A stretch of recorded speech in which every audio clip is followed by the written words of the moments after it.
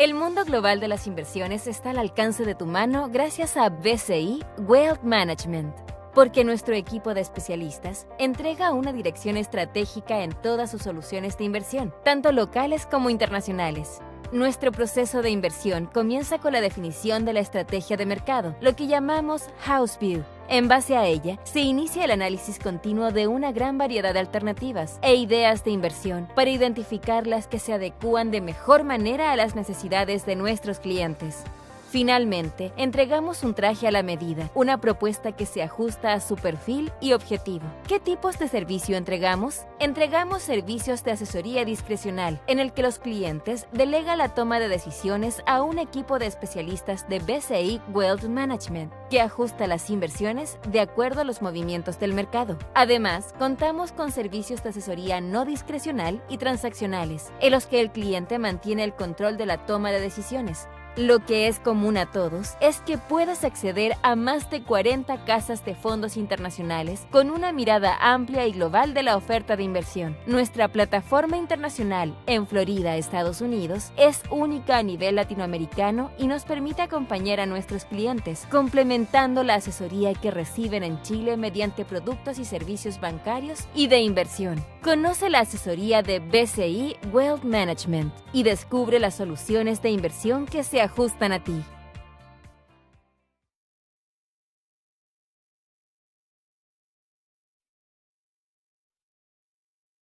Hola a todos, muy buenos días. Soy Gerardo Sagredo, gerente comercial de BCI Wealth Management. Para mí es un gusto darle la bienvenida a un nuevo encuentro de nuestro ciclo de charlas online. Ya hemos estado en otras oportunidades. Inversiones al día, en lo que buscamos de alguna forma conectar con ustedes y entregarle el contexto de las últimas noticias que están moviendo los mercados. Se han movido harto los mercados, sin duda. Como todos saben, estamos en un momento súper noticioso, movido. La verdad que ha sido un tobogán de noticias y también un tobogán como se han movido los distintos indicadores, producto de la guerra comercial que se ha desatado nuevamente entre Estados Unidos y China. Los anuncios del presidente Donald Trump, sin duda que han generado mucha incertidumbre en los últimos días y hemos visto mucha volatilidad. Hemos visto cómo caen los mercados, cómo de alguna forma se han devuelto ante las noticias que tuvimos el día de ayer, poniéndole quizás un poco de un aire de esperanza. Pero para entender todo esto, la verdad es que es importante ir revisando las estrategias que estamos de alguna forma nosotros llevando a través del House View y ver cómo se componen nuestros portafolios, ¿no? Y ver qué decisiones tomamos y de alguna forma también proyectarnos ante este escenario, que sin duda es bastante volátil. Está con nosotros esta mañana Juan Ángel San Martínez, el economista senior de DCI Estudios, con quien también hemos estado en otras oportunidades. También está Samuel Morán. Samuel es de BCI Asset Management, el portafolio manager de multiactivos, quien configura, ¿no es cierto?, producto del House View, las carteras que muchos de ustedes también tienen.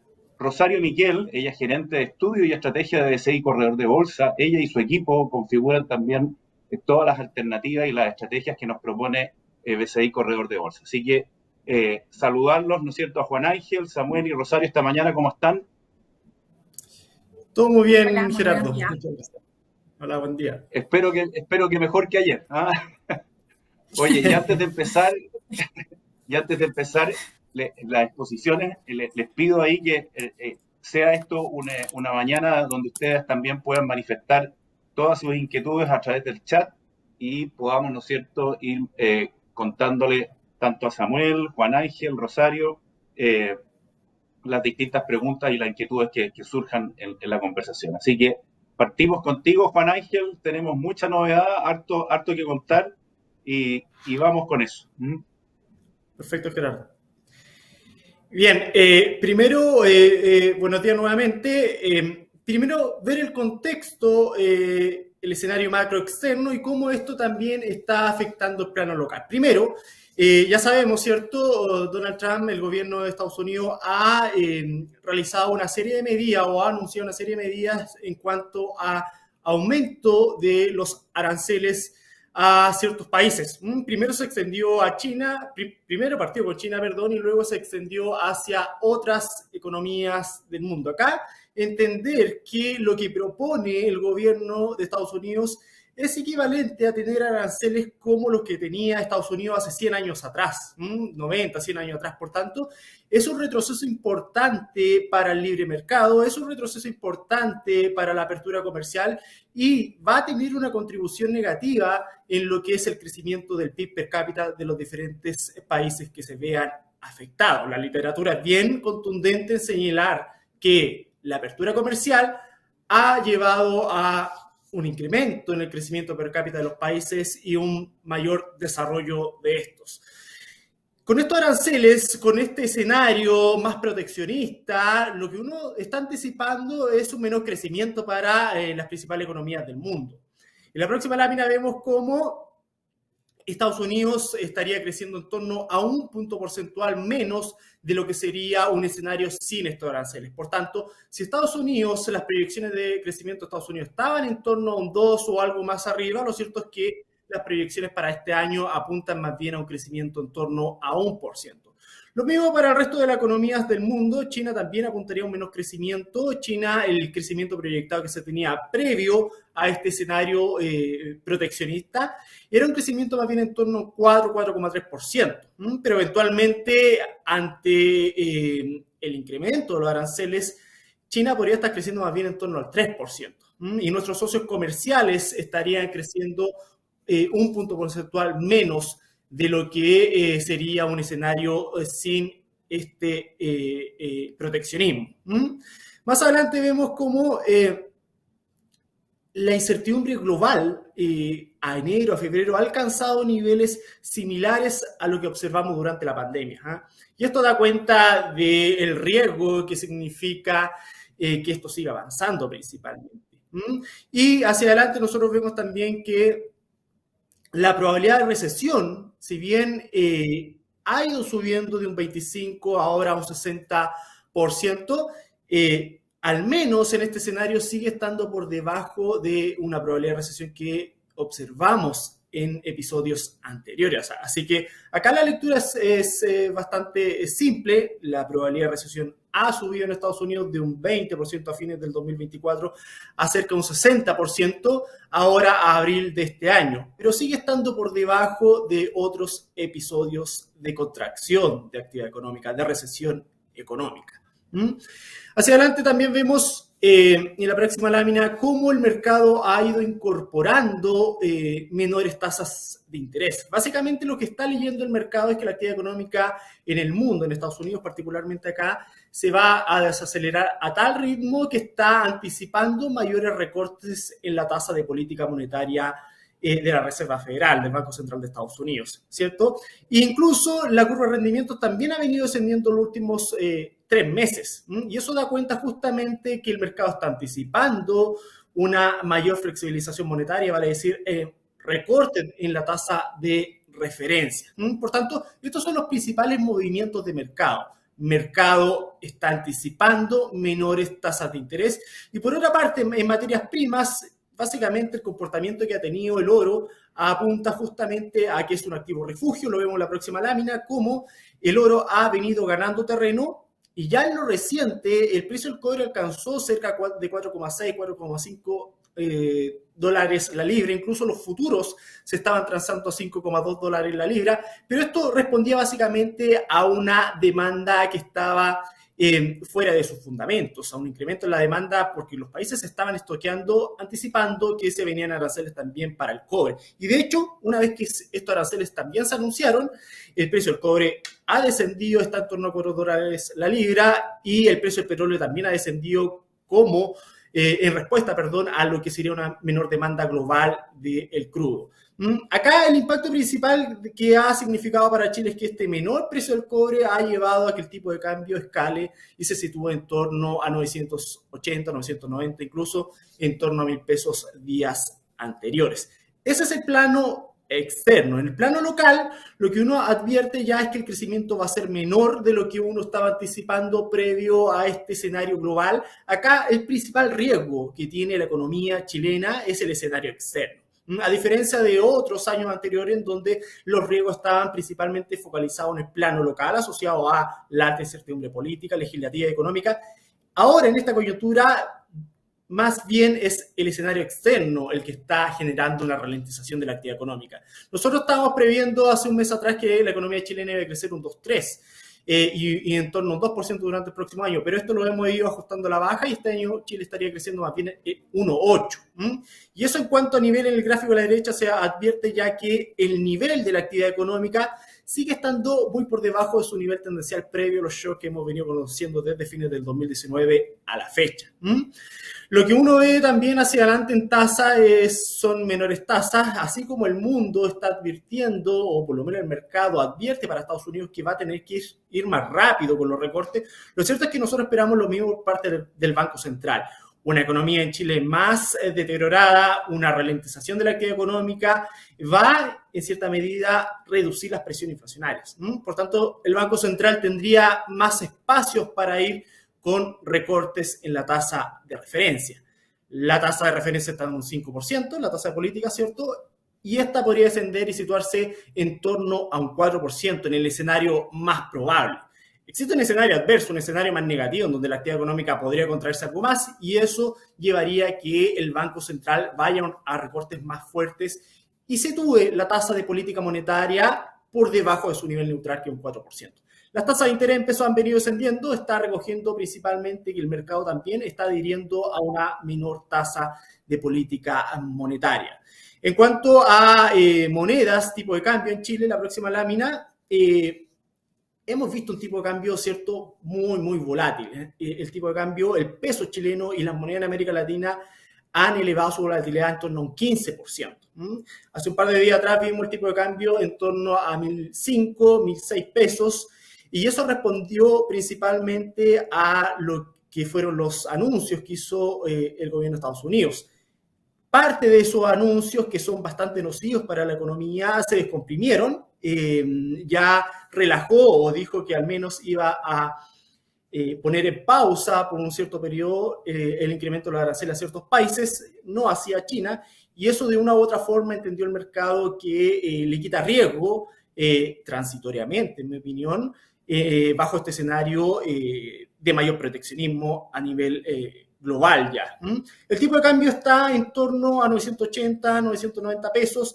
Su fair value, es decir, su valor de fundamento, un tipo de cambio cuando uno ajusta por precio del cobre, diferencial de tasa, confianza y otras variables, ¿no es cierto?, que el tipo de cambio debiese ir descendiendo hacia fin de año y situarse en torno a 970 pesos. Eso es lo que diría un modelo de fundamento. Y de ahí hacia los próximos años el tipo de cambio debiese seguir descendiendo y situarse más bien en torno a 940, 930 pesos. Y finalmente, y para dar el pase al colega, acá están los escenarios económicos principalmente, lo que hemos venido conversando. Tenemos 4 escenarios en esta oportunidad. Tenemos un escenario base que apunta a un crecimiento bajo el 2%, un tipo de cambio que se va a quedar en torno a 970 pesos aquí a fin de año, que va a ir moderándose durante los próximos años, pero de todas formas vamos a tener un tipo de cambio sobre los 920 pesos. Una inflación que va a ir descendiendo y ya durante el 2026 la inflación incluso podría estar debajo del 3%, dado todo este contexto de menor actividad económica.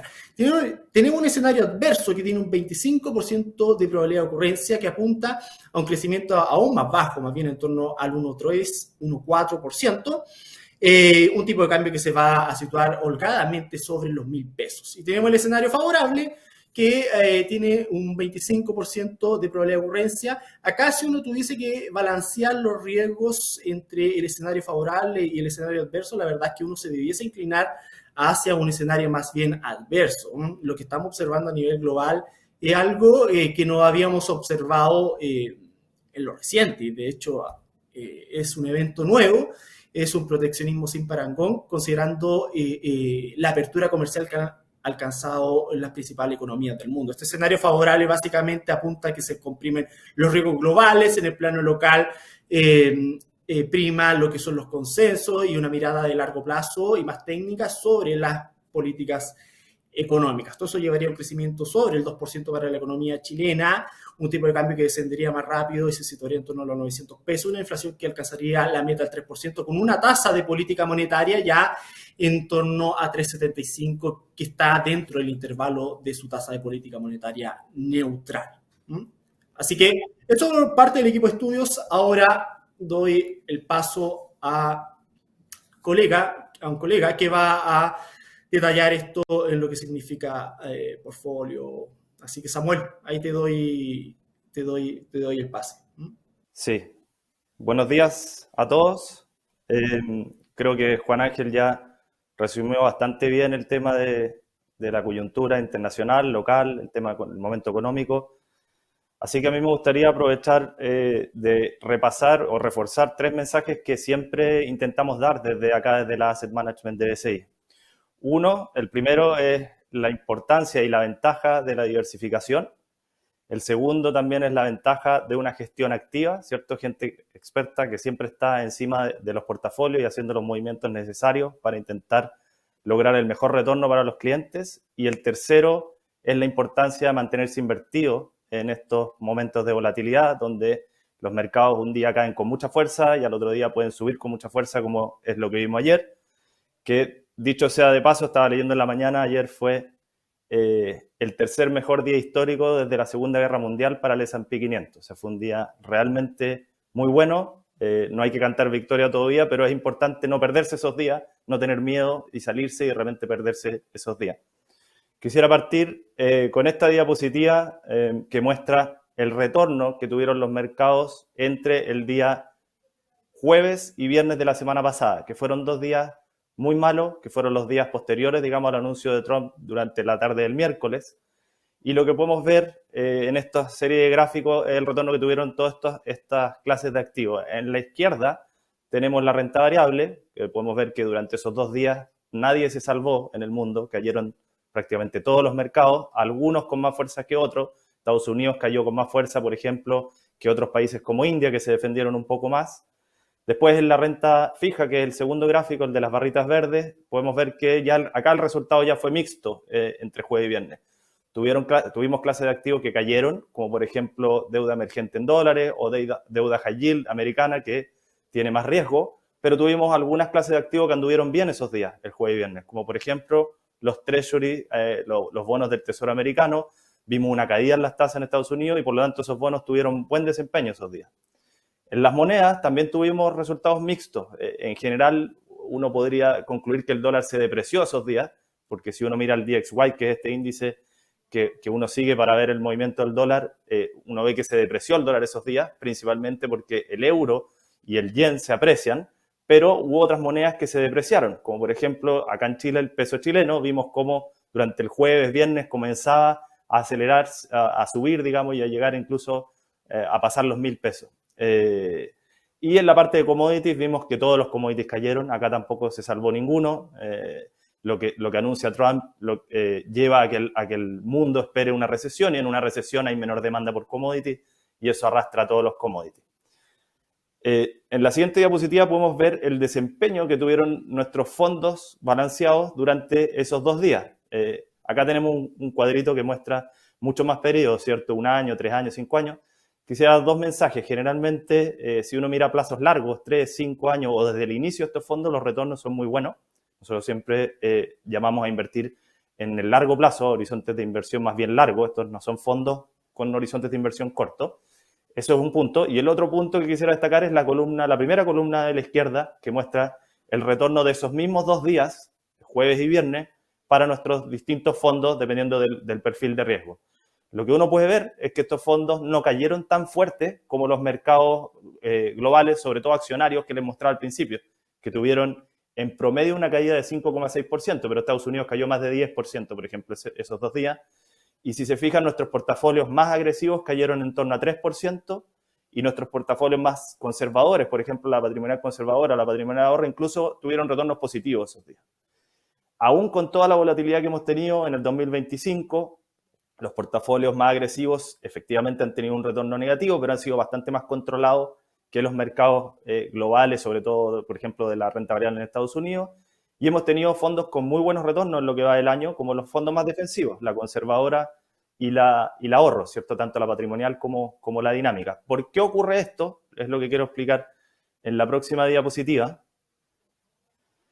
Por la ventaja que tenemos al tener portafolios diversificados. Y para explicar la ventaja de la diversificación, quisiera partir por explicar cómo se compone, por ejemplo, un portafolio balanceado de los que nosotros manejamos aquí en BCI.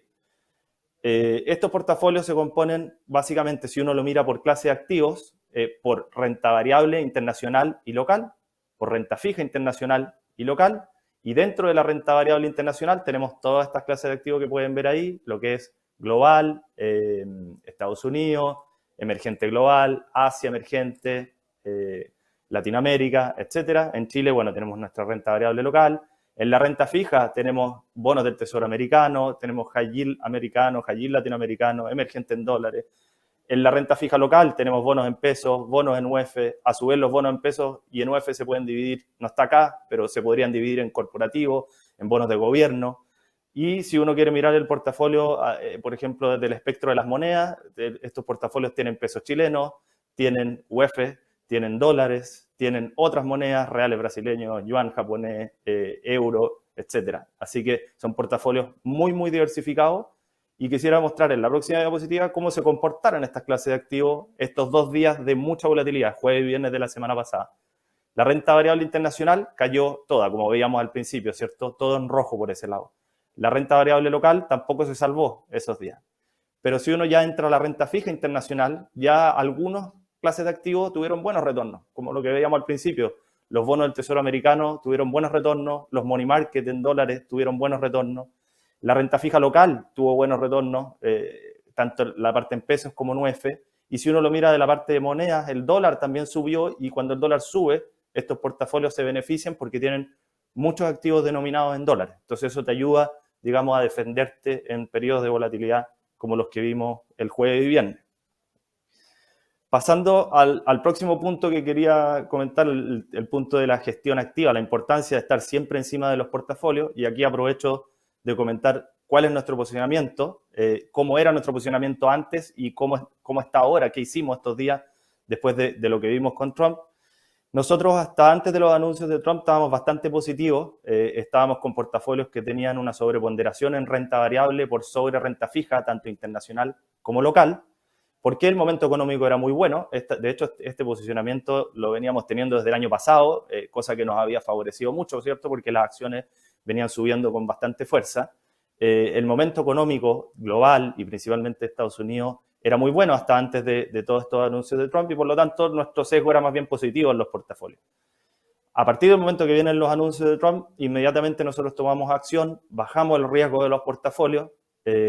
Lo primero que hicimos fue llevar la renta variable a neutralidad y subir la renta fija, tanto internacional y local, también a neutralidad. Ahora, dentro de la renta variable, nosotros estábamos sobreponderando Estados Unidos, sobreponderando América Latina y sobreponderando Chile. ¿Qué fue lo que hicimos? Bajamos Estados Unidos hacia la neutralidad y bajamos levemente América Latina y Chile, que lo seguimos sobreponderando, pero ya un poquito menos de lo que estábamos sobreponderando antes. Lo que ocurre ahora es que en la renta variable estamos neutral, en América Latina y en Chile estamos algo sobreponderados, y eso se financia con una subponderación en Europa. Y esto lo hacemos porque en términos relativos creemos que Chile y América Latina podrían verse menos perjudicados que Europa ante una guerra comercial, ¿cierto? De hecho, en el primer anuncio de Trump, ya Latinoamérica, digamos, el mensaje de él fue atacar un poco menos a Latinoamérica que a Europa, ya con las tarifas recíprocas. Y además hay otros factores ahí, podríamos hacer una presentación completa de por qué preferimos LATAM y Chile ante Europa, pero también las valorizaciones están más baratas, las acciones latinoamericanas están muy castigadas, vienen muy castigadas desde la pandemia y no se han recuperado. En contraparte, las acciones europeas, que han subido mucho en el último tiempo, ya no están tan baratas, y además ha habido un sobreoptimismo en torno, por ejemplo, al paquete fiscal de Alemania y otros factores ahí, al término del conflicto en Ucrania, por ejemplo, que han llevado a la bolsa europea a tener un muy buen retorno sin tener grandes crecimientos, por ejemplo, en las utilidades de las compañías.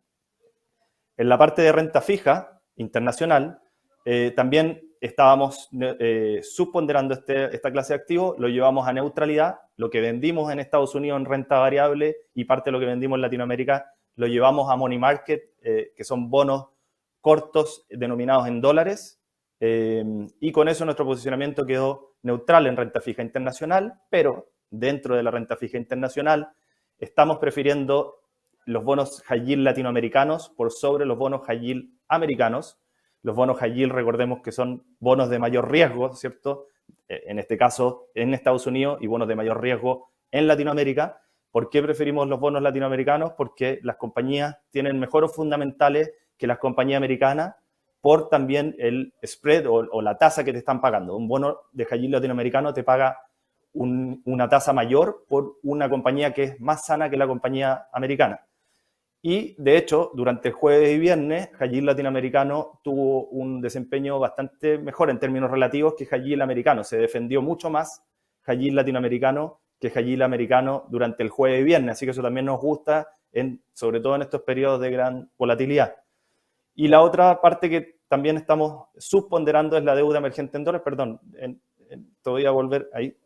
La deuda emergente en dólares también la estamos subponderando, es una clase de activo más bien riesgosa y estamos sobreponderando, como les comentaba, la parte corta de bonos en dólares en Estados Unidos. Y finalmente en la parte local, que es en la próxima diapositiva, también subimos la ponderación, ¿cierto? Lo que vendimos un poquito de renta variable chilena lo llevamos a renta fija local para también llevarlo a neutralidad y acá seguimos prefiriendo levemente los bonos en UF por sobre los bonos en pesos. Eso ya hace algún tiempo, eso también nos ha favorecido. Generalmente cuando tenemos datos inflacionarios que sorprenden al alza, los bonos en UF tienden a andar mejor que los bonos en pesos y es lo que ha ocurrido los últimos meses. Así que seguimos con ese posicionamiento. Creemos que los próximos meses vamos a tener presiones inflacionarias, podríamos tener sorpresas positivas y por lo tanto nos gusta todavía más la parte en UF que la parte en pesos. Esta gestión activa no es solamente de ahora, ¿cierto? No es solamente porque Trump habló, nosotros tomamos acción, siempre estamos moviendo los portafolios, siempre estamos monitoreando el mercado, los fundamentales, etcétera, para tomar acciones tanto por tipo de activo, como por moneda, como por duración. Y acá les quería poner el ejemplo de las monedas y tomamos como ejemplo la cartera dinámica conservadora, cómo se componen las monedas de este fondo a lo largo del último tiempo. Podemos ver ahí claramente cómo habíamos venido subiendo la UF ya hace bastante tiempo. Estamos sobreponderando la UF por sobrepeso y eso hace parte de nuestra gestión activa. Lo mismo ocurre con la duración. En la próxima diapositiva podemos ver cómo se ha ido moviendo este fondo en cuanto a duración. Fíjense que también somos bastante activos en subir, bajar la duración, etcétera. El último tiempo, ya este año, digamos, básicamente no hemos movido mucho la duración. Fíjense, la rayita al final se mantiene más bien plana. Está difícil tomar posiciones en duración en este minuto. Las tasas están muy volátiles. Lo que vimos, por ejemplo, con las tasas en Estados Unidos, que terminan moviendo las tasas en Chile también. Durante jueves y viernes cayeron con mucha fuerza. Los últimos días subieron con mucha fuerza. Entonces, la verdad que tomar apuestas en duración en este minuto está más difícil y por lo tanto hemos mantenido una duración más bien neutral y no hemos hecho muchos cambios en ese sentido. Quisiera pasar al último punto, que es en la próxima diapositiva, la importancia de mantenerse invertido. Generalmente, cuando hay pánico en los mercados caen con fuerza y muchas veces son malos momentos para salirse, ¿cierto? Una forma de verlo es a través de este índice, el VIX, que es un índice que hay en Estados Unidos, que se le llama el índice del miedo, que es un índice que tiene una complejidad en la forma que se arma, pero la lectura es bastante simple. Cuando el índice tiene un número alto, quiere decir que hay más miedo en Estados Unidos, y cuando tiene un número bajo, quiere decir que el miedo es bajo en Estados Unidos. Un número alto nos referimos, por ejemplo, arriba de 30 puntos. Un número bajo o un número relativamente bajo sería abajo de 15, 18 puntos más o menos. Este índice durante jueves, viernes, incluso al principio de esta semana pasó por fácil los 30 puntos, llegó incluso a los 50 puntos. Lo que dice este gráfico es que generalmente cuando este índice está sobre los 30, 33 puntos, el retorno del S&P 500 durante los 6 meses siguientes, o incluso no está en este gráfico, pero incluso durante el año siguiente tiende a ser muy positivo. Y esto nos muestra que, claro, generalmente cuando hay pánico, el mercado tiende a sobrereaccionar, hay mucha venta y el índice tiende a caer más allá de los fundamentos, y luego, cuando se va un poco el miedo o ocurren noticias como las de ayer, el índice salta con fuerza y termina teniendo buenos retornos. En la próxima diapositiva podemos ver también que ya, no sé si algunos de ustedes se han conectado en presentaciones anteriores, pero ya hemos usado esta lámina en presentaciones anteriores. Lo que hemos ido haciendo es agregarle figuritas cada vez más a este gráfico, ¿cierto? Extendemos la historia y le vamos agregando figuritas porque el mundo siempre están pasando cosas, el mundo es complejo. Acá estamos tomando solamente los últimos 45 años, pero podríamos tomar incluso mucho más hacia atrás y tendríamos la Primera Guerra Mundial, la Segunda Guerra Mundial, la Gran Depresión, podríamos ir agregando muchos acontecimientos más, pero para efectos ilustrativos tomamos este periodo de tiempo donde podemos ver que el mercado ha tenido fuertes caídas durante varios episodios. Los últimos 3 fueron el COVID, la inflación y la alza de tasa por parte de los bancos centrales 2022-2023, que fue un año muy malo, y la guerra comercial, digamos, la última lámina, la última figurita que agregamos ahí en la derecha arriba, que fue la parte de Trump. Lo que muestra esta lámina, no necesariamente la historia se va a repetir, pero si de algo nos sirve la historia y aprender de ella, es que el mercado siempre se levanta, ¿cierto? El mundo siempre se levanta y con ello se levantan los mercados. Y como ejemplo, si uno hubiese invertido, voy a tomar la historia más reciente, ¿cierto? Que es la que probablemente vamos a recordar todos. Si uno hubiese invertido en el S&P 500 en el punto más alto previo a la pandemia, esto es en febrero de 2020, y si hubiese mantenido invertido hasta el viernes pasado, donde los mercados estaban en el piso, habrías tenido un retorno de 62% en algo como un poco más de 5 años. Eso es un muy buen retorno, pero para haberlo logrado te tendrías que haber mantenido invertido en el índice y haber aguantado una pandemia, donde el índice cayó con mucha fuerza, un 2022 y 2023 donde tuvimos un periodo inflacionario que fue muy malo para los mercados financieros, y la caída de Trump del jueves y viernes. Aún así, si hubieses aguantado estos 3 episodios, habrías estado un 62% arriba. Entonces, ese es un poco el mensaje y eso muestra la importancia de mantenerse invertido. Y lo digo porque estos días también hemos tenido algunos rescates, pocos, han estado bien contenidos, pero hubo gente que sale de los fondos, por ejemplo, días antes de ayer, y ayer tienes una subida de 10% en Estados Unidos y te lo perdiste. Y entraste hoy, por ejemplo, y ya te perdiste un 10%. Hemos mostrado muchas veces la gráfica de cuánto se pierde por perderse los mejores días del índice y es inmensa la pérdida. Y esta vez quería, y con esto termino, mostrar más que nada la importancia de mantenerse invertido en el efecto de la volatilidad que tiene el retorno esperado que podrías tener. ¿A qué me refiero con esto? Si uno se mantiene invertido, acá estamos tomando la historia de 1950, o sea, los últimos 75 años, y tomamos 3 tipos de portafolio: un portafolio solo de acciones, un portafolio solo de bonos y un portafolio 60-40 diversificado. Todo esto en Estados Unidos. Este es un estudio que hace JP Morgan. Y lo que hace es decir, ¿qué pasa si yo me mantengo invertido en periodos de un año solamente? Esas son las barritas de la izquierda. Y lo que uno puede ver es que el inversionista que estuvo en el mejor año versus el que estuvo en el peor año tiene una diferencia enorme de retorno, ¿cierto? Lo podemos ver en los 3 tipos de portafolio. Pero a medida que uno va extendiendo el periodo de inversión, digamos, si mantengo invertido 5 años o 10 años, la diferencia entre aquella persona que estuvo invertida los 5 mejores años o los 5 peores años ya se acota muchísimo, ¿cierto?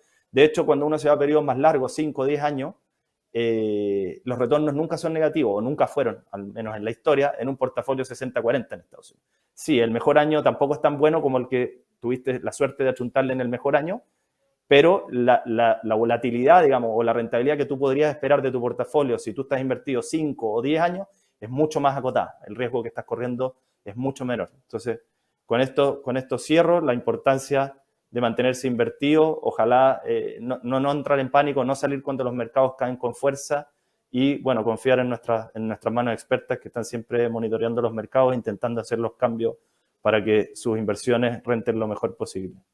Con esto le doy el paso a Rosario. Muchas gracias, Samuel.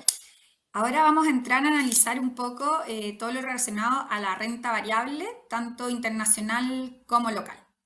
Entonces, retomando un poco lo que comentaba Samuel, así es como están hoy día los mercados al cierre del día ayer. Entonces, estos números que aparecen, si ustedes se fijan, en la cuarta columna que sale variación acumulada year to date, ahí todavía podemos ver que está bastante rojo, ¿cierto? Sobre todo en lo que es Estados Unidos y Europa y también en Asia, mostrando Latinoamérica un poquito más resiliente a lo que estaba sucediendo. Pero de todas maneras es importante destacar que Estados Unidos, hasta el día antes de ayer, donde el día de ayer se hace una pausa, ¿cierto?, por 90 días del tema relacionado a las tarifas, logra devolverse un 9,5%. Entonces ya no estamos un menos 14%, sino que estamos más cercanos al menos 7% en lo que es la bolsa americana, y el Nasdaq ayer tuvo uno de los mejores días de la historia, con una recuperación por sobre el 10%. Entonces eso todavía refuerza esta idea de la importancia de mantenerse invertido, porque los mejores días de recuperación suelen ser después de los 10 peores días de caídas. El punto es que uno nunca sabe cuándo es el 10º día, ¿cierto? Entonces, por eso uno tiene que tener una mirada de largo plazo, porque pueden ver, estamos en un mercado extremadamente volátil. Si vemos en la siguiente diapositiva y hacemos un zoom específico en lo que ha sido Estados Unidos, acá podemos ver cómo estaba el S&P y pueden ver que hay 4 colores. La línea verde es el S&P sacando las 7 magníficas, ¿cierto? Estas 7 grandes compañías que han sido las principales impulsoras del crecimiento de la bolsa americana en los últimos 2 años. La línea azul es un S&P donde todas las acciones pesan lo mismo. La línea amarilla es el S&P común y corriente, como nosotros lo conocemos, que está ponderado por capitalización bursátil, donde obviamente las empresas más grandes tienen una repercusión más importante en el índice. Y por último, la línea roja son estas famosas 7 magníficas. Entonces, ustedes pueden ver que al cierre del 2 de abril, que es el día de la liberación, ¿cierto? El Liberation Day, donde se anuncian este tema arancelario para todo el mundo, ahí podemos ver que las 7 magníficas sufrieron de manera significativa, estando muy por debajo, ¿cierto? Pero si aislamos el efecto de las 7 magníficas, el S&P incluso estaba positivo.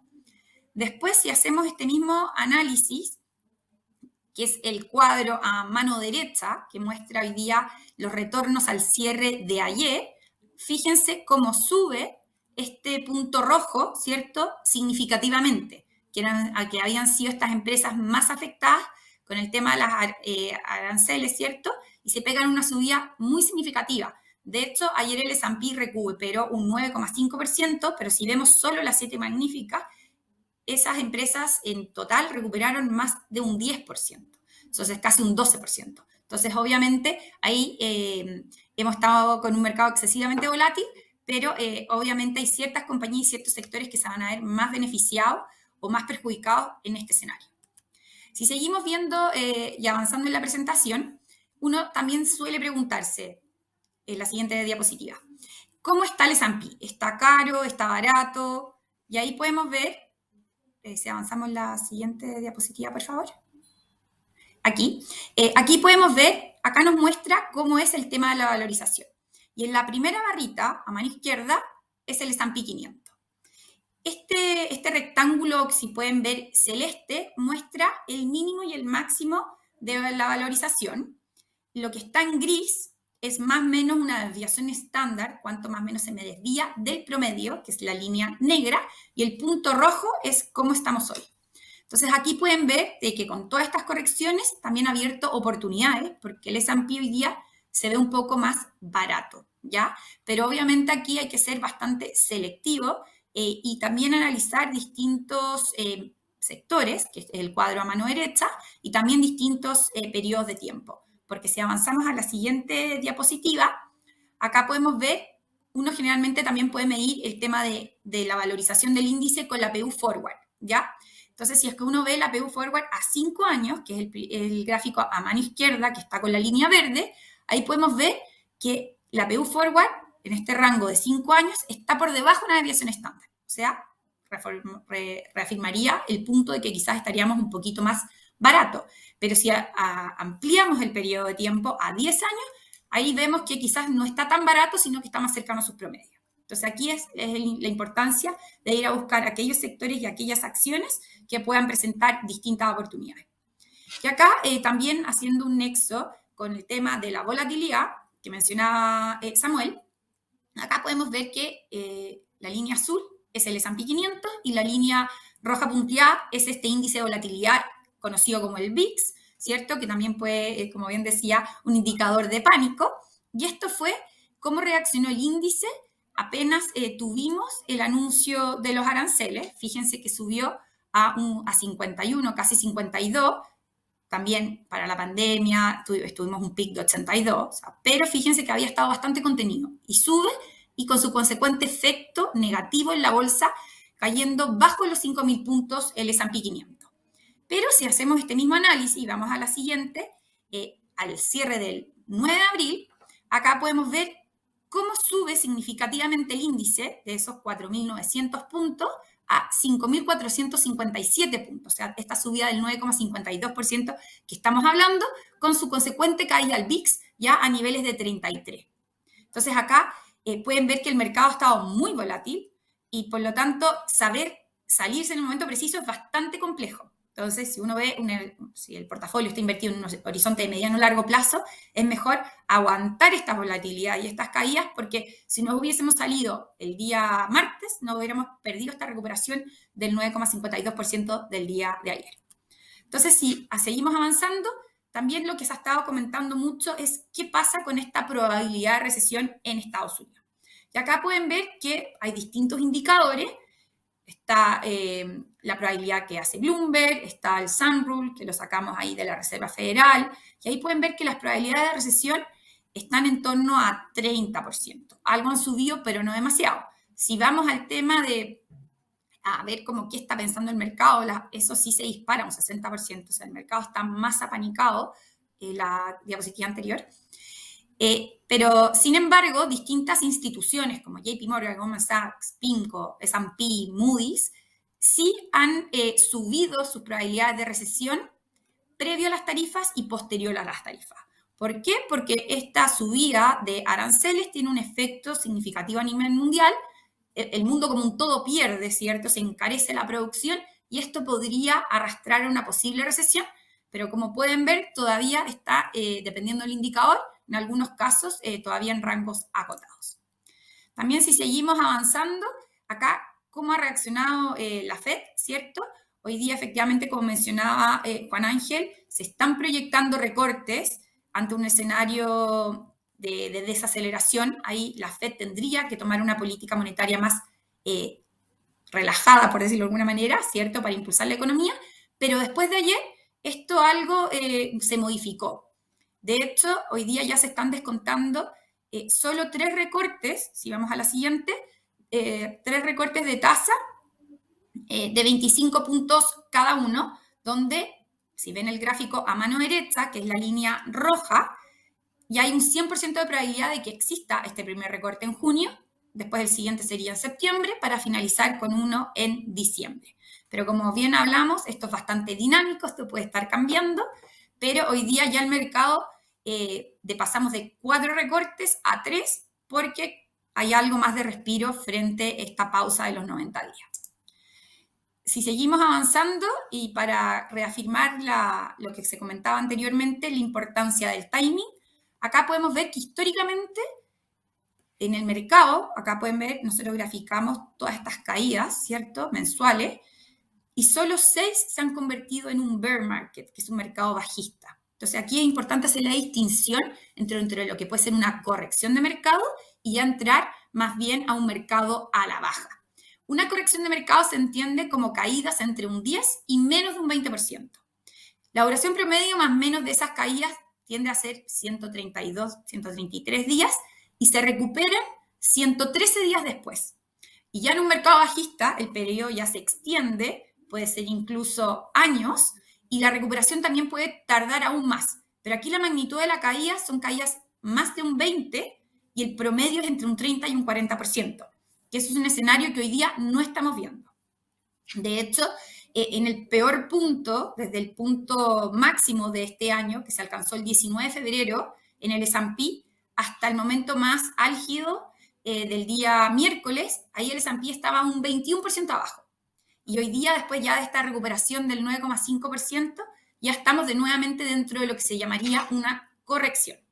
Entonces acá, si uno ve la siguiente diapositiva, lo que que esto lo van a poder ustedes revisar después más grande, acá podemos ver las distintas fechas, cuál ha sido el retorno del S&P. Entonces voy a poner como ejemplo, no sé, la segunda línea, que es el 26 de septiembre de 1955, ahí el S&P cae un 6,6%.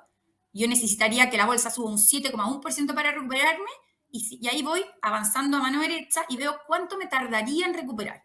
Y ahí me tardaría 6 meses, que es el primer como rectangulito verde. Entonces, en términos generales, la caída diaria es más o menos de promedio un 7,3%, y yo ya me tiendo a recuperar entre 6 a 1 año, cuando estamos hablando de estas correcciones. Entonces, por lo tanto, uno tiene que esperar, ¿cierto? A veces cuesta esperar, pero el mensaje importante es que si es que no esperamos, va a ser aún más costosa esa recuperación. Y de hecho, si avanzamos en la diapositiva, lo que hicimos acá fue ir a buscar estas caídas sobre el 10%, ¿ya? Acá lo pusimos un escenario aún más extremo y fuimos a ver cuáles habían sido esos hitos, ¿ya? Entonces pueden ver que incluso lo que está aquí con la fecha amarilla y las letras en azul es lo de ayer. Es el tema de la escalada de la guerra comercial entre Estados Unidos y China con el tema de las tarifas, donde tuvimos esta caída de un 12,6%. Obviamente la recuperación está por verse, pero solo en un día tuvimos este 9,5% de recuperación. ¿Y esto con qué lo podríamos llegar a comparar? El 87 con la caída este lunes negro, ¿cierto? Después el 2020, que tuvimos el tema del COVID. Después es comparable con una crisis financiera, ¿cierto? La asiática, la burbuja.com, los ataques terroristas, cuando llegamos al clímax de la crisis financiera el 2008-2009, y también cuando recién inicia el tema del COVID. Entonces pueden ver que son momentos bastante significativos en la historia que han generado caídas importantes. Sin embargo, si es que uno va a buscar las recuperaciones, vean que generalmente el mercado se vuelve a recuperar.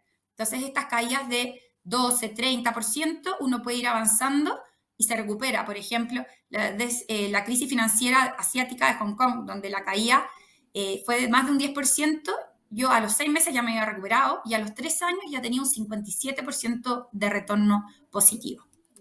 Entonces acá también, si avanzamos en la siguiente diapositiva, es importante ver cómo se han ido moviendo los distintos retornos de las clases de activos. Y acá pueden ver que el cuadrito rojo de la última columna, que es el año 2025, es el IPSA, que se ha mostrado bastante más resiliente por el mismo efecto quizás de estar un poquito más alejado del tema comercial.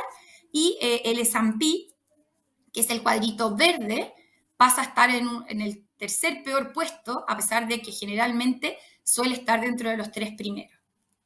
Entonces, ahora quiero entrar directamente en Chile y ver cuál ha sido el efecto en las acciones chilenas. Entonces, acá, si avanzamos a la siguiente, como les comentaba recién, el IPSA ha generado, o ha sido hasta ahora, quizás un flight to quality, ¿cierto? ¿Por qué? Por estar un poquito más lejano a lo que ha estado el tema arancelario. Sin embargo, hay bastante heterogeneidad en el impacto en resultados en los sectores. Tenemos sectores que sí se van a ver más afectados, como el sector commodity y forestal, más sensibles, y el sector, por ejemplo, retail y bebidas, que pasan a tener un efecto de segundo orden. Recordemos que hoy día el cobre, por ahora, está exento del tema arancelario. Sin embargo, hay productos agrícolas que sí podrían tener algo de efecto, y ahí obviamente tenemos un impacto en ciertos sectores que son dependientes. Entonces, si avanzamos para ir directamente a las compañías, acá está como expuesto cuáles son aquellas compañías que tienen una mayor sensibilidad por todo lo relacionado a las exportaciones. Entonces, ¿cuál es su dependencia con Estados Unidos? Podemos ver que en nuestro sector bancario, 0% en Estados Unidos. En el sector de bebidas, la empresa quizás más afectada o relacionada con Estados Unidos es Concitoro. Por el lado commodities, Sokimich y CAP. Por el lado forestal, CMPC y Copec. Y por el lado de transportes aparece LATAM. El resto de las compañías y sectores tienen un efecto indirecto, pero no una relación directa con Estados Unidos. Entonces, si vamos directamente acá vemos que hay una alta sensibilidad en el EBITDA frente a las variaciones del hierro. Y esto podría estar directamente condicionado a las expectativas que vengan de China. Aun cuando veíamos que no tiene una relación directa con Estados Unidos, su dependencia con China nos podría afectar indirectamente. ¿Por qué? Porque con el tema arancelario esto podría tener un impacto en el crecimiento en China, ¿cierto? Y ese menor crecimiento de China generaría una menor demanda por estos commodities, como en este caso es el hierro. Entonces acá hicimos una sensibilización de que más o menos por cada 100 pesos del EBITDA de CAP, 89 pesos provinieron del hierro. Entonces claramente es una compañía que depende en casi su totalidad del precio del hierro. Y por cada 10% de cambio en el precio del hierro, el EBITDA, o sea, al final cuánto va a crecer la compañía, ¿cierto?, podría cambiar entre un 15 y un 25%. Entonces, en un escenario pesimista, en donde el precio del hierro fuese bajo los $90 la tonelada, podríamos tener un crecimiento o un EBITDA de 650 millones de dólares, que estaría por debajo del escenario de base, que son 730 millones de dólares, y un escenario optimista que es cercano a los 800 millones de dólares. Entonces, sí recordar que acá los ingresos de Estados Unidos representan tan solo el 1% de las ventas totales, pero es la dependencia con China y este menor crecimiento el cual nos podría tener un impacto negativo en la compañía. Después, si avanzamos con Sokimich, acá podemos ver que Soki, lo más importante finalmente, ¿cierto?, es el litio, pero en esta situación las ventas de fertilizantes representan el 35% y eso se va en Estados Unidos. Entonces, eso sí podríamos tener algún impacto, pero también un poquito más acotado. Acá el litio es lo más relevante y solo el 3% se va a Estados Unidos. Entonces, acá también es importante, obviamente, estar monitoreando lo que pueda suceder, pero como bien decíamos, la relación directa con Estados Unidos es más acotada, es el efecto en China lo que podría generar un impacto.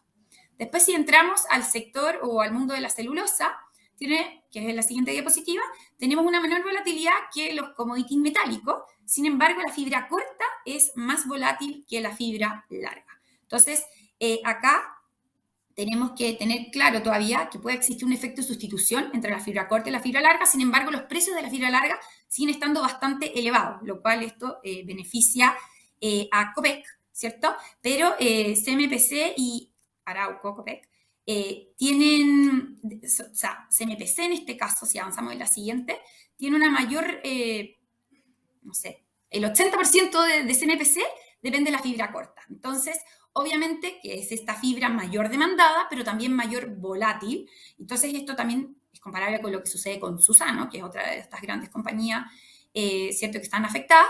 Pero recordar también que los ingresos de Estados Unidos y Canadá representan el 7% de las ventas totales. Entonces, acá, nuevamente, lo importante de que pueda suceder con estas compañías en Chile va a estar más condicionado por el efecto de las tarifas arancelarias en el crecimiento de China. Y ahí si avanzamos, bueno, lo mismo con Copec, avancemos un par más. Y en LATAM, acá lo importante es que tenemos dos efectos, ¿cierto? Un tema de los costos, ¿cierto? Entonces, si el tipo de cambio se nos dispara, esto puede tener un efecto en la compañía por mayores costos, por la presión del tipo de cambio. Sin embargo, ante un escenario de que los commodities, como veíamos antes, el petróleo baje, eso tendría un efecto positivo porque esos costos disminuirían. Entonces, aquí hay que estar muy atentos con lo que pueda suceder y recordemos que esta compañía tiene un 10% de dependencia con Estados Unidos, que también es bastante acotado, pero hay que tener claro cuál puede ser el impacto en los costos por la variación del tipo de cambio y del petróleo. Después avanzamos dos más y quizás esto se los dejo. El sector bancario, como les decía, muy poquito impacto, 100% dentro de Chile. Obviamente puede tener un impacto indirecto si es que como país también nos afecta el tema del crecimiento. Si nos vamos al sector bebidas, quizás destacar el tema de Conchitoro. Avancemos en el sector de retail, puedo tener una sensibilización porque mis costos están dolarizados, entonces obviamente si mis costos suben, esto puede tener un impacto negativo en el sector de retail. Y en bebidas, como les decía, Conchitoro tiene una mayor dependencia con Estados Unidos, pero nuevamente puede ser una compañía que se beneficie con un mayor tipo de cambio porque venden, ¿cierto?, en dólares, pero tenemos que tener cuidado con los costos. Entonces, finalmente, para resumir cómo vemos Chile, como decía Samuel, seguimos sobreponderando lo que es Latinoamérica y Chile en una medida un poquito más acotada, pero nuestro target IPSA sigue siendo 8.125 puntos, lo que nos da un atractivo upside, ¿cierto? Hoy día con los precios de cierre el día de ayer del IPSA, que fueron 7.473 puntos, en un escenario base, que son 8.125, nos daría un upside positivo de 8,7%, un escenario base, perdón, un escenario positivo de 13,7% y en caso de caídas, que sería estar en los 7.100 puntos, nos daría una caída potencial de un 9%.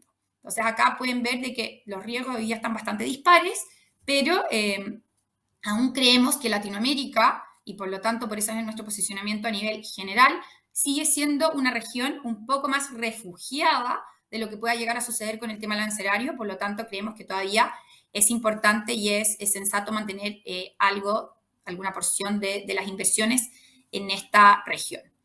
Y finalmente, para terminar, les dejamos cuáles son las composiciones de nuestros portafolios accionarios. Acá pueden ver que también desde hace un rato nos hemos ido alejando del tema de commodities. Solo uno de nuestros portafolios lo tiene con una exposición de un 5% en Sokimich, entendiendo que Sokimich representa el 12% del IPSA, o sea, igual lo tenemos, pero subponderado.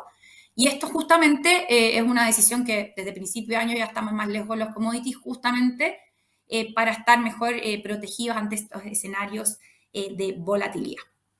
Entonces, eso es todo por mi parte. Finalmente concluir y reforzar el mensaje de la importancia de mantenerse invertido. Generalmente los mejores días de recuperación vienen después de los peores días. Y si uno tiene un horizonte de mediano a largo plazo, suele verse beneficiado ese portafolio debidamente diversificado y compuesto para un inversionista que tenga una mirada de mediano a largo plazo. Eso por mi parte, Gerardo. Oye, muchas gracias, Rosario. Y también, bueno, agradecer a Juan Ángel, a Samuel por las exposiciones muy claras. Ahí reforzar también a lo que decía la Rosario, el portafolio de la corredora ha tenido un buen desempeño respecto del IPSA y mostraba la Rosario las rentabilidades del IPSA o lo que se está proyectando en base a los escenarios base, pero el equipo de la Rosario se ha destacado de manera permanente en superarlo con la selectividad que tienen en los distintos portafolios a través de la corredora. Bueno, nos han llegado muchísimas preguntas. Quiero agradecer ahí a todos el interés. Tenemos también una audiencia bien importante. Hoy día estamos llegando casi a los 600 conectados. Creo importante ahí también que sepan que esta charla queda grabada en el sitio de bci.cl/inversiones, así que ahí la pueden revisar también con más calma. Pero hay algunas preguntas, Samuel, en particular hacia ti. La primera que va relacionada a cómo se ven las oportunidades en general en renta variable y sobre todo observando el nivel del VIX con la volatilidad que estábamos comentando recién. Y de alguna forma para quienes tienen también perfiles más agresivos, si es una oportunidad de entrada, ¿no es cierto?, a estos niveles y con todos los movimientos que hemos tenido esta semana. Muy buena pregunta y de hecho me va a permitir explicar un poquito cómo quise usar el VIX en esta oportunidad. O sea, la muestra del VIX en esta oportunidad fue más bien para mostrar que muchas veces el miedo nos lleva a tomar decisiones equivocadas. El miedo nos lleva a salirnos en los momentos en que los índices caen con fuerza y luego nos perdemos los rebotes. Eso es básicamente para lo que quería mostrarles el VIX en esta oportunidad. Ahora, para tomar la decisión de si tomar más riesgo, tomar más acciones o menos acciones, nosotros utilizamos muchísimas más variables. La verdad que es bastante más complejo tomar esa decisión. De hecho, nosotros hoy en los portafolios, como les comentaba, si nosotros en un portafolio tenemos que tomar la decisión entre estar más cargado de acciones o menos cargado de acciones, o más cargado de renta fija, por ejemplo, nosotros hoy estamos neutrales. ¿Y por qué estamos neutrales? Porque la verdad es que los riesgos en este minuto parecen ser más simétricos, parecen estar más equilibrados hacia los dos lados. Eso es un poco lo que pudimos ver ayer, ¿cierto? Los mercados habían caído con mucha fuerza, sin embargo sale una noticia en el margen positiva y los mercados suben con mucha fuerza, entonces lo que podemos ver de aquí en adelante es mucha volatilidad, tanto para arriba como para abajo, y los riesgos parecen estar muy equilibrados. Parece ser que el mercado está incorporando, obviamente, una guerra comercial, pero la profundidad de la guerra comercial o la profundidad o hasta dónde puede llegar Donald Trump con las tarifas y las represalias, no lo sabemos. Si efectivamente eso se comienza a endurecer y comienzan a haber unas peleas más, digamos, se escalan las peleas, podríamos seguir viendo caídas, pero en contraparte, si empezamos a ver negociaciones que son positivas, como las que se empezaron a anunciar ayer, podría ser positivo. Por lo tanto, en este minuto, nosotros, por lo menos entre acciones y renta fija, estamos más bien neutrales. También hago un link ahí con la siguiente pregunta, que ahí voy a seguir contigo. Porque, bueno, hay una persona que pregunta que tiene una inversión en fondo mutuo, que es parte de su liquidez con rescates mensuales, que yo me imagino que deben ser algunos de los inversionistas que nos están escuchando. ¿Cómo reaccionar en este periodo? ¿Es refugiarse en fondos money market o en base también a lo que estás comentando, digamos, en relación a si esto va a seguir, digamos? Entiendo que si una persona está teniendo rescates o sus inversiones hacen parte de su liquidez y está teniendo rescates de muy corto plazo, mensuales, etcétera, la recomendación es estar en fondos cortos y conservadores, de todas maneras, sobre todo en periodos volátiles como los que estamos viendo ahora. Particularmente nosotros aquí en BCI tenemos varias opciones de esas. Tenemos fondos de renta fija muy cortas, no tan cortas. Por ejemplo, un fondo que estamos recomendando es la cartera mediano plazo, pero también hay fondos más cortitos como los fondos corto plazo que tienen duración más cercana a los 90 días en solamente renta fija. Son fondos bastante conservadores y si una persona necesita la plata, digamos, en el muy corto plazo, absolutamente tendría que estar en este tipo de fondos muy cortitos, muy conservadores. Gracias, Samuel. Bueno, y ahí agregar, quizás si tiene parte de su portafolio que puede alargarlo y considerar cuánto es lo que va a ser liquidez, tomar ahí la recomendación de Samuel de acortarse y quizás estructuralmente la otra parte mantenerla en algo más de largo plazo, en la medida que sea así, digamos. Oye, también en relación a lo que comentaba Juan Ángel, ahí estaban preguntando sobre el nivel del dólar. Tú pusiste ahí los distintos escenarios. Quisiera comentar un poquitito cómo vemos en general y reforzar lo que tú comentabas recién con los escenarios y cómo eso está de alguna forma linkeado con los movimientos que hemos tenido también ahí en lo último, ya sea con el cobre spot y el cobre futuro. Sí, mira, los ricos acá están sesgados evidentemente a presión al alza sobre el tipo de cambio. Ver un tipo de cambio en torno a 1.000 pesos no es para nada descartable y los ricos apuntan principalmente hacia esa dirección. Pero eso es el corto plazo, eso es respuesta de mercado a condiciones que se están conociendo todos los días. Pero lo que uno debiese mirar más bien es el mediano largo plazo y en el mediano largo plazo van a prevalecer los fundamentos. ¿Y cuáles son estos fundamentos? Va a ser un precio del cobre que ya definitivamente se va a estabilizar en niveles en torno a $4 la libra.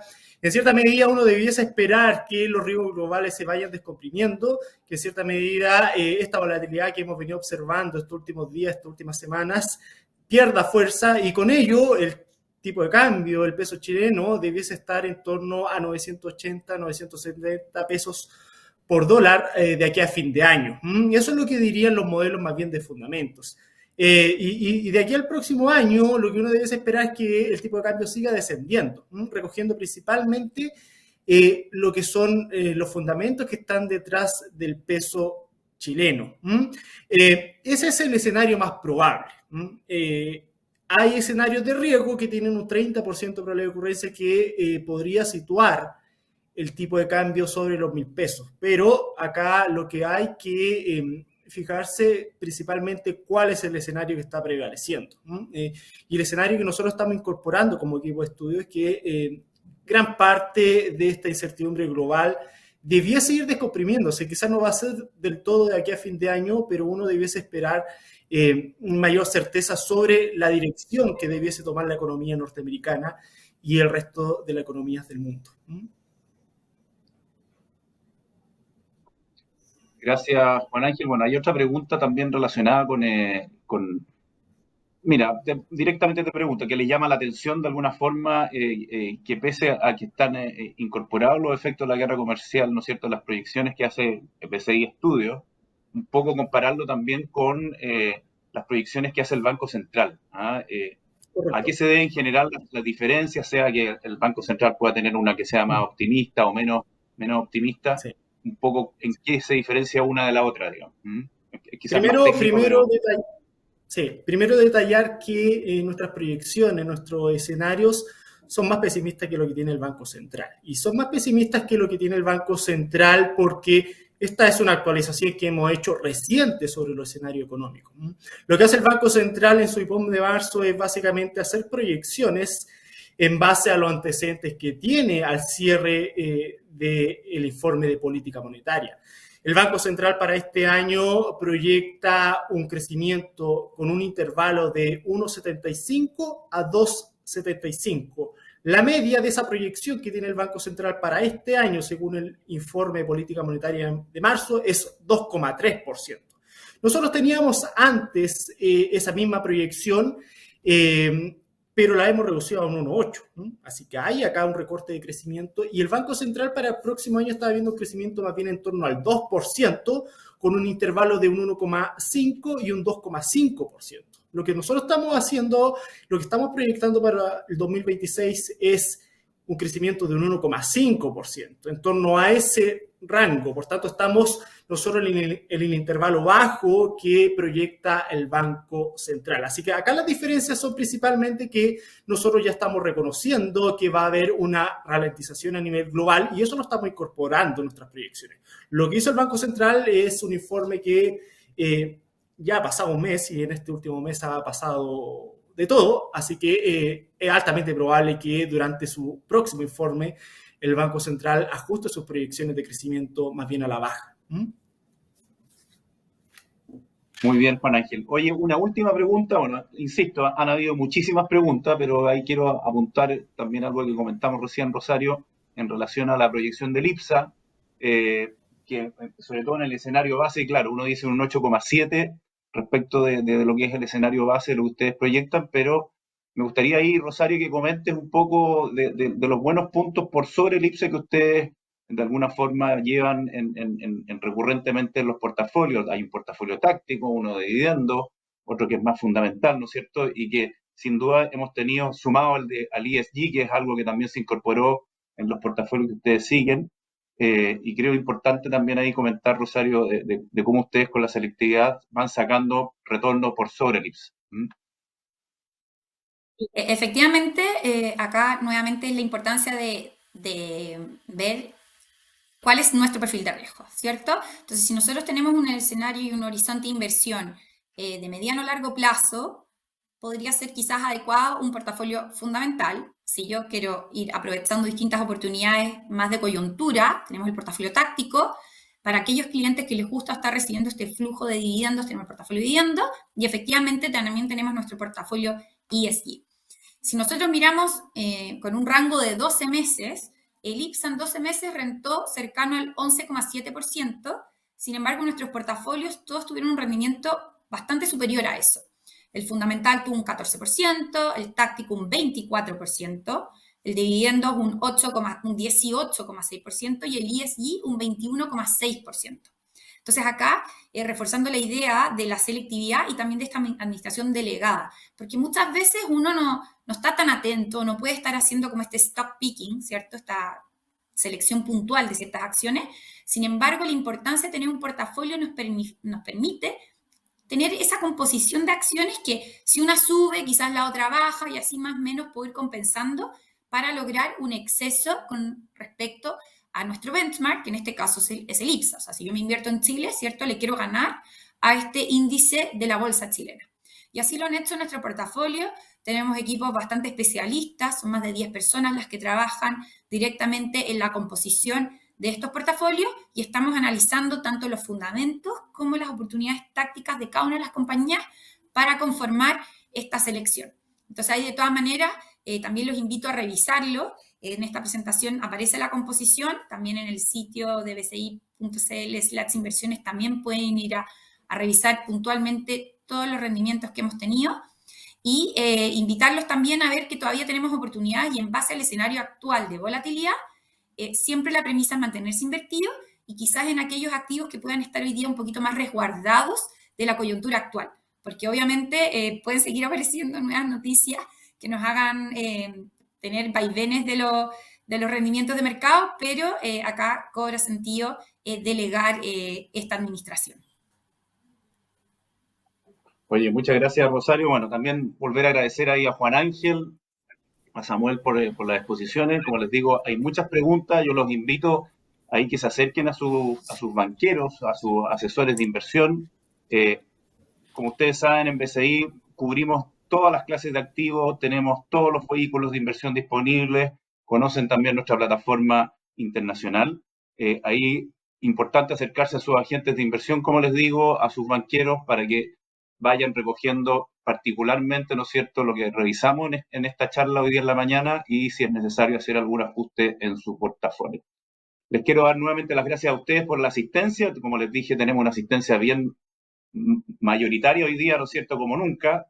Es la charla de inversiones al día creada para ustedes. Esta es la forma de revisar de alguna forma, ¿no es cierto?, sus portafolios y dar la visión de BCI de una manera bien precisa. Acuérdense que esta charla está, ¿no es cierto?, en bci.cl/inversiones, ahí la pueden revisar. Y los invito también para una próxima oportunidad que vamos a estar contactándolos para un nuevo encuentro online. Así que agradecer nuevamente, que tengan una excelente mañana y que vaya todo muy bien. Un abrazo a todos. El mundo global de las inversiones está al alcance de tu mano gracias a BCI Wealth Management, porque nuestro equipo de especialistas entrega una dirección estratégica en todas sus soluciones de inversión, tanto locales como internacionales. Nuestro proceso de inversión comienza con la definición de la estrategia de mercado, lo que llamamos House View. En base a ella, se inicia el análisis continuo de una gran variedad de alternativas e ideas de inversión para identificar las que se adecúan de mejor manera a las necesidades de nuestros clientes. Finalmente, entregamos un traje a la medida, una propuesta que se ajusta a su perfil y objetivo. ¿Qué tipos de servicio entregamos? Entregamos servicios de asesoría discrecional, en el que los clientes delegan la toma de decisiones a un equipo de especialistas de BCI Wealth Management, que ajusta las inversiones de acuerdo a los movimientos del mercado. Además, contamos con servicios de asesoría no discrecional y transaccionales, en los que el cliente mantiene el control de la toma de decisiones. Lo que es común a todos es que puedas acceder a más de 40 casas de fondos internacionales con una mirada amplia y global de la oferta de inversión. Nuestra plataforma internacional en Florida, Estados Unidos, es única a nivel latinoamericano y nos permite acompañar a nuestros clientes, complementando la asesoría que reciben en Chile mediante productos y servicios bancarios y de inversión. Conoce la asesoría de BCI Wealth Management y descubre las soluciones de inversión que se ajustan a ti.